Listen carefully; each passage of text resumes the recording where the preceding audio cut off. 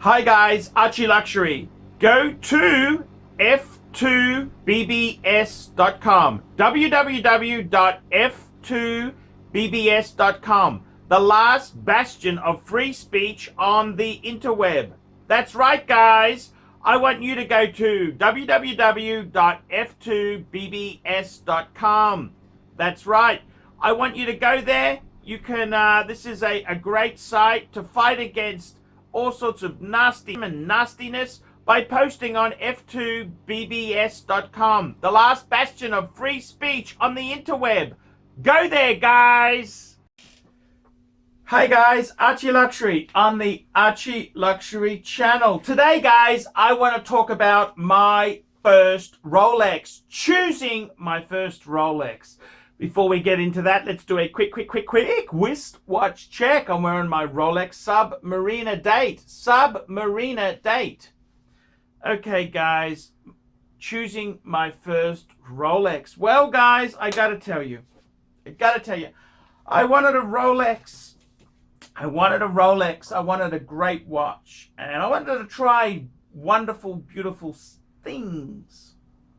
And you know, this was the 80s. So this was, I finished school in 89. I got my first Rolex in 90 when I was 18. And choosing my first Rolex, I had a 1016. I had the Rolex Explorer 1 1016. And many of you people would say, oh, wow, there you go. He knew to get that. But I got to be totally honest with you. I would probably have never chosen that watch. That watch became very valuable because it was one of the last of the plastic models. It was a sports model, professional model. And it built a legendary base. Now, I got to tell you, when I was actually choosing, I had one of the Rolex catalogs. I just tried to find that catalog, but I can't locate it. But I remember looking in the catalog. And I had the little catalog, not the big catalog, because they were stingy back then as well. And I remember looking at it, and the first watches were Air Kings. So I'd kind of resigned myself to getting an Air King. I thought, Air King, silver dial Air King, beautiful. And they were 34 mil. See, it didn't actually say the size in the book.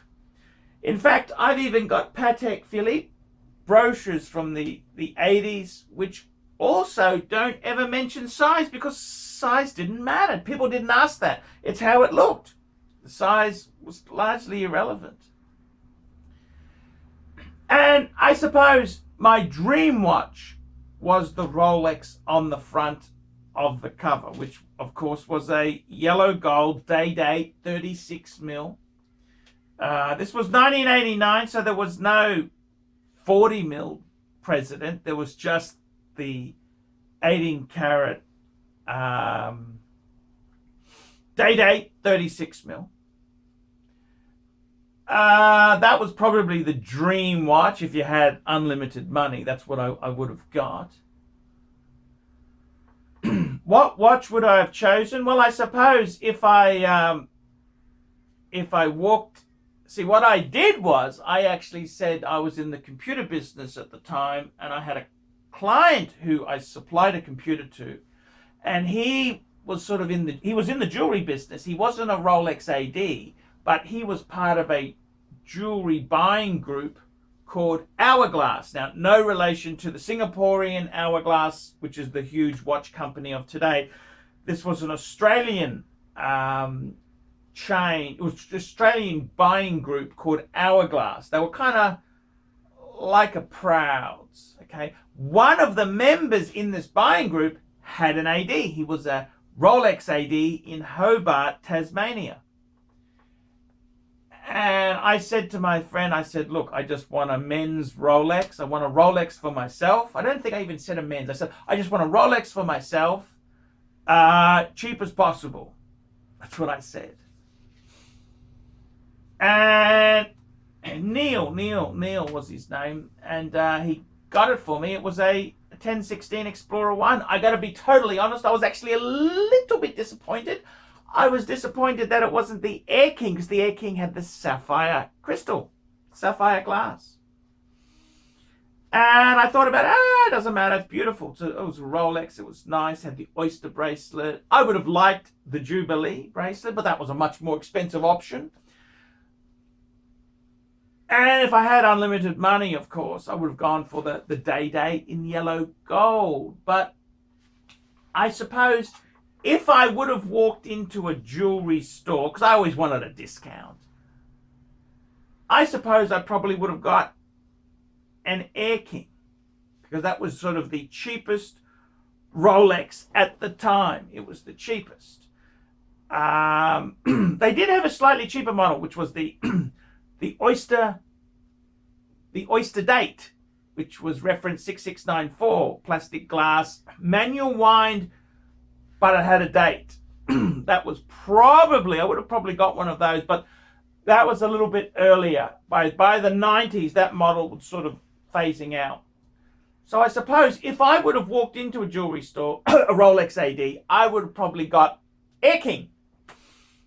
Air King. But I wanted a discount, so I went through my friend, a client. That's what I did.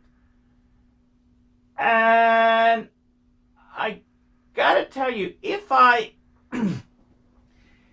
had more money, okay, so if I walked in, I probably would have got the Air King. But if I had a bit more money and I thought about it, I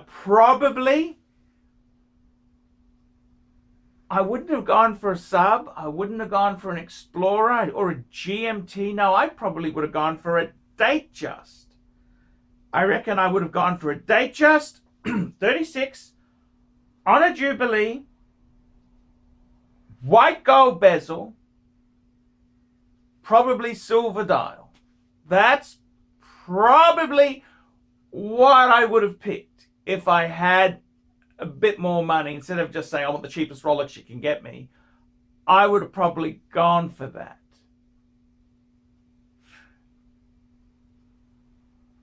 Yeah, I would have probably gone for a Datejust, because that was kind of, I wasn't really that super sporty.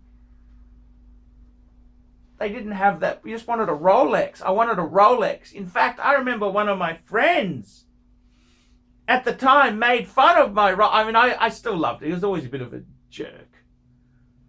Mark was his name. And he said, oh, that's a Clayton's Rolex. That's the Rolex you get when you can't afford a Rolex. It's a 1016 Explorer 1. I mean, how cool was that, really? He said, it's got a big triangle. Because you're referring to the Datejust, which has the big Rolex crown at 12. And I got to be totally honest with you. Later on, I had some really big think about watches in the 90s. So I got my first Rolex 1990. I got into collecting watches 97. And by 1999, I had a 5-piece, well, actually it's 5-piece. What did I have? I had a President Day-Date Diamond Dial 18238. I had a Sub 16610 Black Dial Date.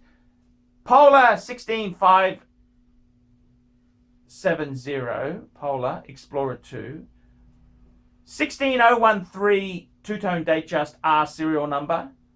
And a 16800 sub date as a beater. They were my 5 watches. And I remember I had to downsize because my business wasn't doing so well, and I needed to get money, clear some overdraft and stupid things like that. And I really thought hard, which one do I really want to keep? And it was actually the Explorer 2, the Explorer 2 Polar. That's the one I thought, oh, this is the best. I thought, oh, this is amazing. It was a cool watch. It was a cool watch. It was a tritium, because by then Luminova was really coming in. But I didn't care. I liked it. It's Cole's case. It was an E serial number Polar. Box papers. I paid about $4,000 Aussie for it. And actually, the sub would have been the best investment. Probably the 16800 beta would have been that. No, it didn't have a 1680 no white gold ring around it. It didn't have that. It had the white gold rings. It had the white gold rings. And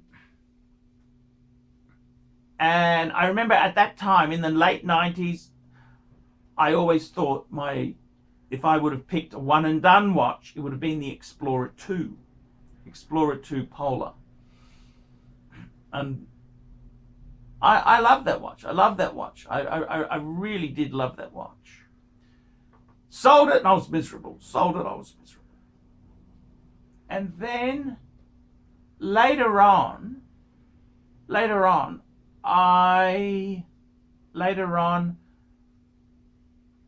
it's kind of funny. You get a retrospect when you're thinking, what do you get? I got completely out of Rolexes. So 18 months ago, 2 years ago, I had 6 Rolexes. I had the two-tone Maserati dial Daytona. I had the two-tone pre-ceramic sub. I had the Explorer 2 Polar. I had a 39mm Explorer 1. I had a Milgauss black dial non-GV, and I had the new 40mm Air King. 6. I sold them all off, got into Patek. I wanted to do the Patek thing. And then it hit me. Oh. I need an everyday watch. Oh. And I really thought long and hard. I had a guy come on my live stream, MJT, who said to me, "Hey Arch, get whatever you want. What do you want?" And I mean, obviously, financially, think get a Panda, get a Pepsi. And I thought, no, I'm gonna answer this. This guy may not be real. I'm gonna answer it truthfully. What do I really want? I never really liked the Kermit or the Hulk.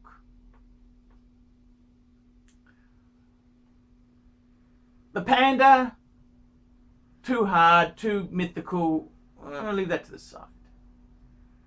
The GMTs, I never really loved the GMTs. And I thought, you know what? I've already done the Explorer 2 so long. I thought, you know what? Going back to the days when I had that 5-piece Rolex, well, I'm talking in the late 90s. Sub-date was so cool. It was so cool. And I watched a video, Andrew Sampier White, 4-wheel drive guy. He's had a 1680 since he was my age. When I got my first Rolex, he just worn it and loved it, and it's a great tool watch. And I thought, you know what? The GMT on the Explorer 2 function, the fixed steel bezel, is really cool. But it's always hard to read 24-hour time. Like, I'm not I mean, we like to think we're sophisticated, but I really find the bezel on the sub, it's great to time things. You park the car, you got so many minutes parking, you put it on, boom, it tells you. That's just such a simple, ingenious timer. You cooking a steak, boop, you know when it's pretty damn cool. It's pretty damn cool. So I thought, you know what? They released a new Submariner 2020. This guy was saying to me, he's making vibes. He says, look, I'll get you whatever you want, Arch. And I thought, you know what? I had to think about it. And I thought, you know what? I could really do a Submariner. And I thought, would I go sub date or sub no date? I said, you know what? The sub no date is rather trendy. I'd like to go against the herd. Let's go for a sub date. It's for me. It's not for other people. It's not for, it's just for me. What did I want? One and done. I thought, you know what? Get the new 41mm sub date, black bezel, black dial. I had a two-tone. It was a bit flashy. I don't need that flashiness. And that's why I chose the Submariner date, the new 41 mil. And I mean, it's just such a cool watch. It is very cool. I love it. I love it. I mean, it's a one and done. I mean, I think in your late 30s, early 40s, you want to show off. You want a bit of gold. You want the gold truth. Later on, nah. Because I'm going into my 50s. I just want something for me. I don't want to scream Rolex. I want to just, yeah, it's for me. It's my watch. And I think now that's why I chose it. It could be a one and done watch to have. And it's so cool. MJT helped me get it. It's so cool. It's very cool. It's very cool. It could be a one and done. And I love it. I love it. I love it. I really do love the Submariner. It's just such a cool, easy to live with sort of watch. Easy to live with. It's very cool. It's very cool. So, yes, indeed. What do you think, guys? What do you think? Submariner Day could be just a perfect one and done. It's funny. You kind of, when I started off, I just wanted the cheapest Rolex. If I had money, I would have probably got the Datejust steel with Jubilee and fluted white gold bezel. If I had a lot of money, I would have gone for the President. Later on, I thought the Explorer 2 was just so cool and hip and happening. Then I thought the Submariner Day. Steel, Submariner Day in steel. And the black. Just for me. Just a great watch. Wear every day of my life, just put it on.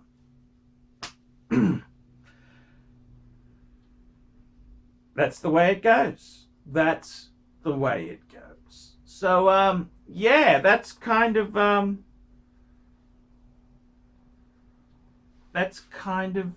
way it goes there. So, I enjoy it. I really do love it. It's a great watch. Great watch. I'm very grateful I got it. I mean, now it's so damn hard to get what you want. And I mean, it's kind of cool they're in demand. That's cool, but it's just so awful. The AD experience. Ugh. Okay, guys, that's today's vid. Like, subscribe, tell your friends, and I will see you in the next one.